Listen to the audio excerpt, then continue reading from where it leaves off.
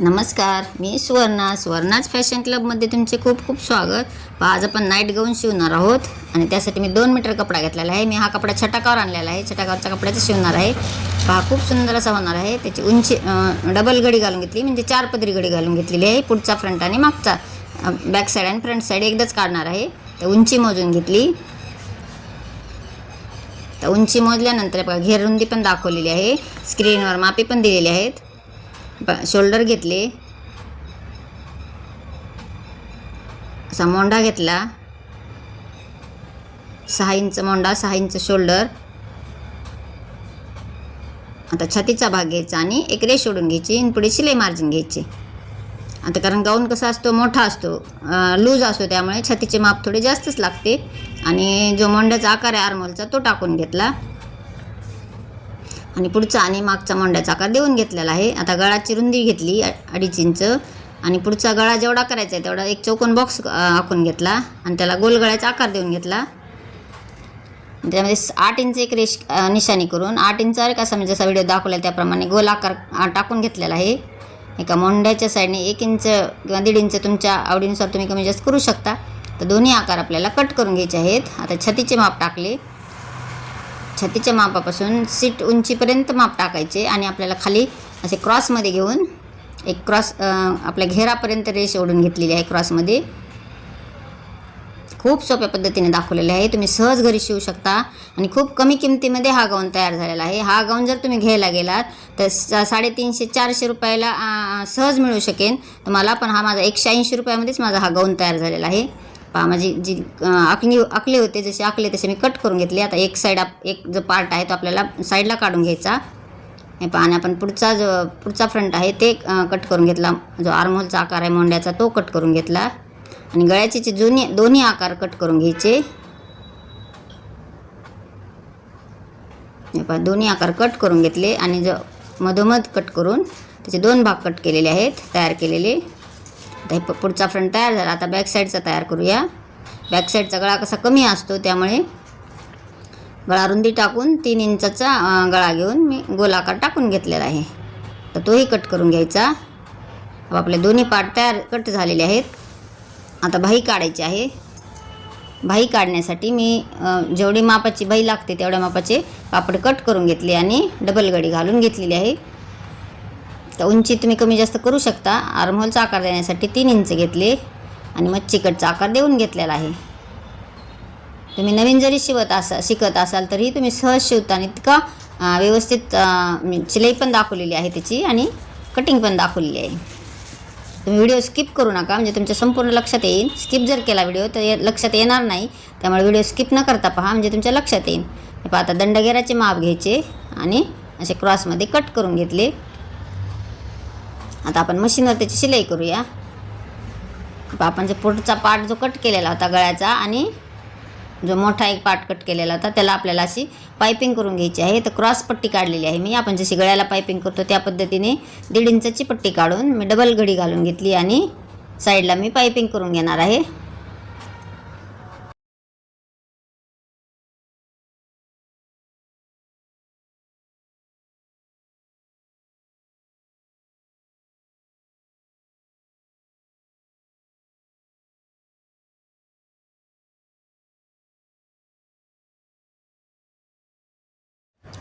पायपिंगसाठी जी cross पट्टी काढलेली होती त्याची डबल घडी घालून घेतली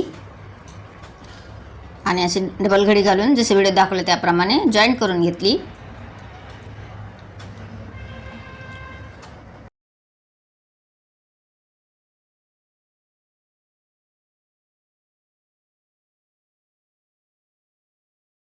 असे छोटे छोटे कट मारायचे, म्हणजे पायपिंग जे आहे ते एकदम सुपेरियर येते आणि फिनिशिंगने येते.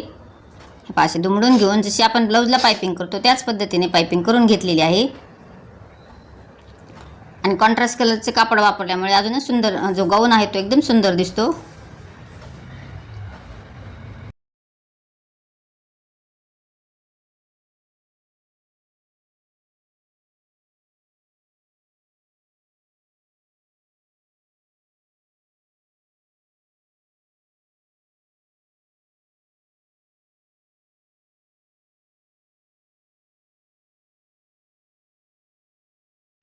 आपला जो एक पार्ट आहे तो पायपिंग लावून तयार झाला आहे, म्हणजे दुसरा ह्याच पद्धतीने तयार केलेला आहे.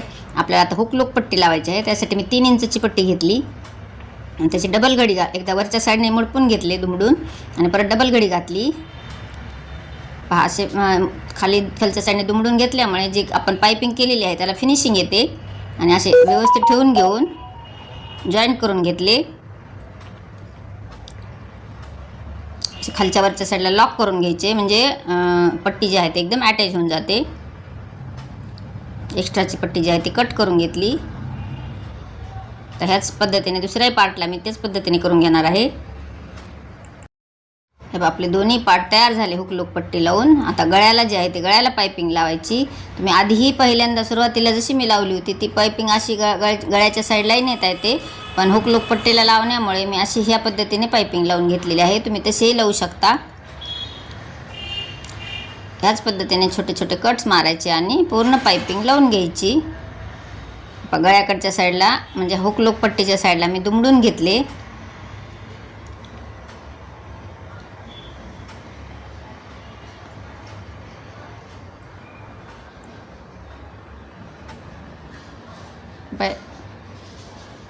गळ्याला जी आहे ती पायपिंग तयार झालेली आहे. ह्याच पद्धतीने मी दुसऱ्याही साईडला लावून घेणार आहे.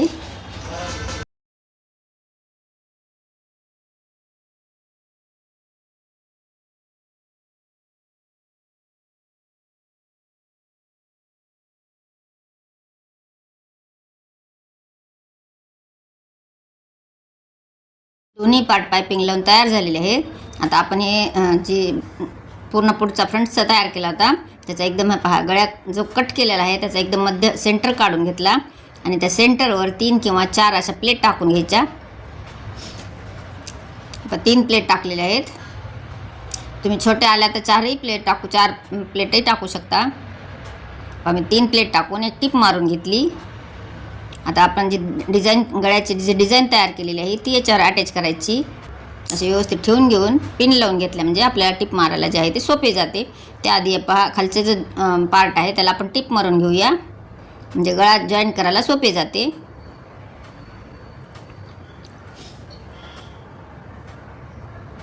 त्याला आपण पिन लावून घ्यायच्या म्हणजे अटॅच करायला एकदम व्यवस्थित येते.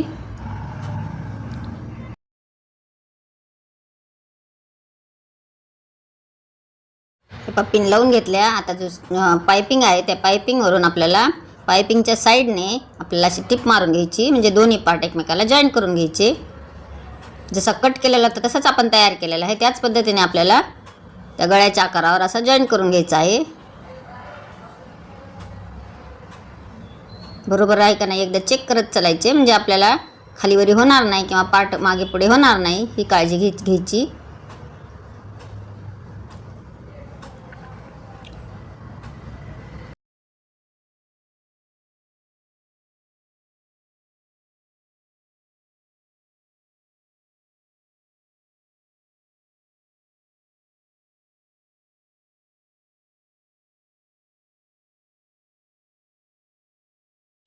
गाऊनचा पार्ट आणि आपण जो गळ्याचा पार्ट तयार केला होता तो जॉईंट करून झाला.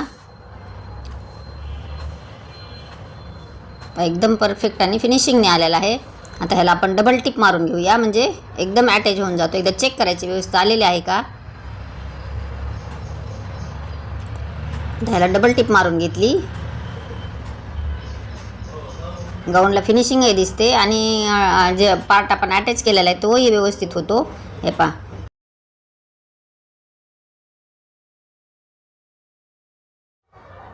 आता पाठीमागचा गळा तयार करूयात.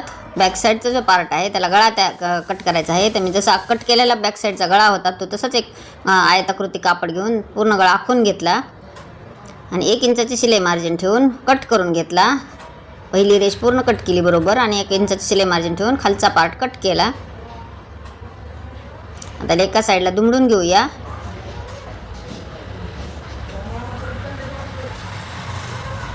थोडी खालीवरी होते ती कट करून घेतले. आता एक साईडने सिंगल एकदाच दुमडून आपण टिप मारून घेतली. आता गळा आहे गळा एकदम जोडायला एकदम व्यवस्थित येतो ह्या पद्धतीने.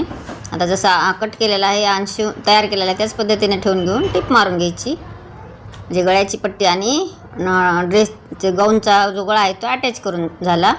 आता आतल्या साईडला मुडपून घ्यायचा, छोटे कट मारले आणि पूर्ण आतल्या साईडला दुमडून एक टिप मारून घ्यायची.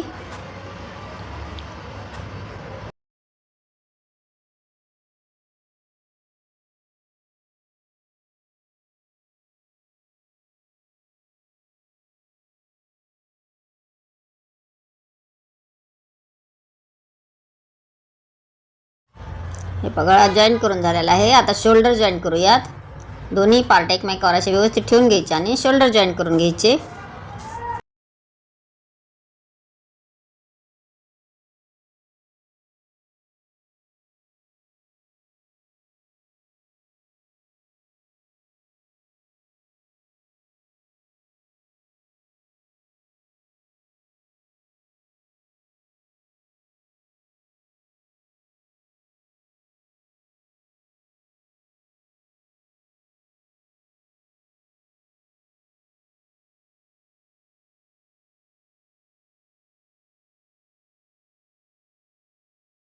शोल्डर जॉईन करून झाले. शोल्डर जॉईन केल्यानंतर थोडाफार कमी जास्त जे शोल्डरच्या साईडला कपडा आलेला आहे तो कट करून घेतला.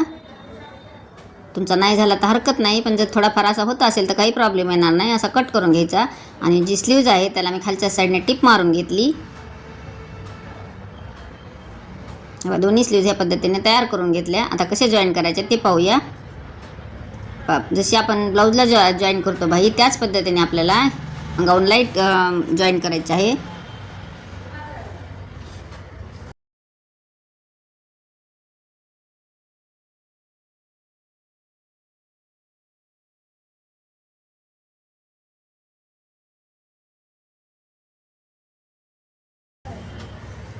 स्लीव जॉईन करून झालेले आहेत.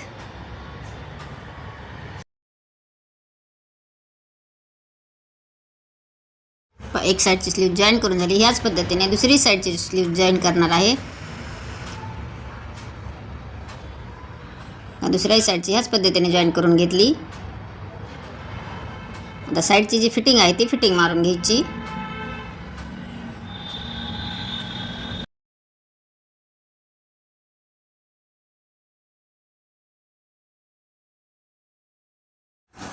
चला तर मग हा व्हिडिओ तुम्हाला कसा वाटला?